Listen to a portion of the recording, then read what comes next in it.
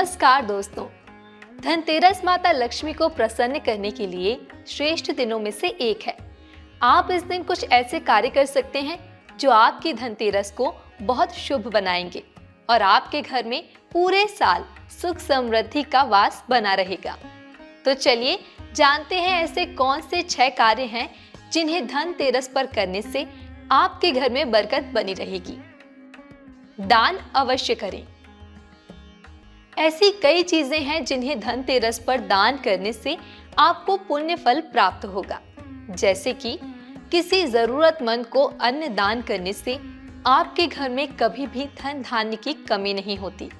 हिंदू परिवारों में घर की झाड़ू को मां लक्ष्मी के समान माना जाता है, इसलिए इस दिन झाड़ू का दान करने से माता लक्ष्मी की कृपा आप पर हमेशा बनी रहती है।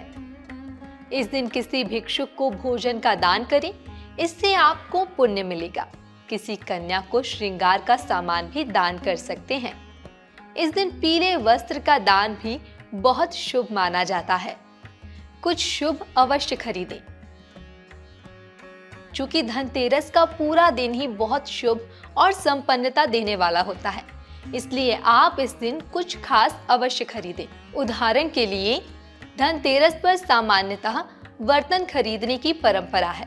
इस दिन आप कोई बर्तन खरीद सकते हैं। नमक आसानी से सब जगह मिल जाता है, इसलिए आप नमक भी खरीद सकते हैं। सोने चांदी के आभूषण इस दिन खरीदने से माता लक्ष्मी की कृपा प्राप्त होती है। अपने घर के पूजा स्थान के लिए इस दिन आप धातु की माता लक्ष्मी और गणेश जी की प्रतिमा खरीदें। इसके साथ ही शुभ यंत्र या सोने या चांदी के सिक्के खरीदना भी आपके लिए शुभ होगा। धनतेरस पर एक झाड़ू खरीदकर इसे दिवाली के दिन पूजा में रखें, उसके बाद ही उपयोग करें। धनतेरस पर धनिया के बीज खरीदकर इसे माता लक्ष्मी को भी चढ़ाएं और अपने घर के किसी गमले में बो दें। दीप प्रज्वलन करें। धनतेरस से दीपोत्सव शुरू हो जाता है। दीपों का इस शुभ दिन पर बहुत महत्व होता है। धनतेरस पर यम दीपम की प्रथा को बहुत महत्वपूर्ण माना जाता है। इस दिन यम देवता का ध्यान करके घर में दीपक जलाएं और इसके मुख को दक्षिण दिशा की ओर रखें। आप अपने घर में पूजा करने के बाद 13 मिट्टी के दीपक जलाएं और इसे घर के दहलीज और घर के अन्य सुरक्षित स्थानों पर रखें। संध्या के समय दीपक जलाकर तुलसी माता के सामने अवश्य रखें। कई लोग एक मिट्टी का दीपक जलाकर अपने घर के कूड़ेदान के पास रखते हैं। मान्यता है कि ऐसा करने से घर में बसी हुई नकारात्मक ऊर्जा दूर होती है। आप अपनी स्वेच्छा से इसे कर सकते हैं। घर की शुद्धि करें। कहते हैं कि जहां शुद्धि है वहां लक्ष्मी है। आप भी धनतेरस पर घर की शुद्धि जरूर करें। वैसे तो हम सभी धनतेरस के पहले ही घर की साफ सफाई कर देते हैं, लेकिन यदि आप यह कार्य किसी कारण से नहीं कर पाए हो तो धनतेरस पर घर को स्वच्छ जरूर करें। इस दिन आप घर से सभी कबाड़ को बाहर निकाल दें। इस दिन घर का कबाड़ बेच दें, क्योंकि यह घर में नकारात्मकता उत्पन्न करता है।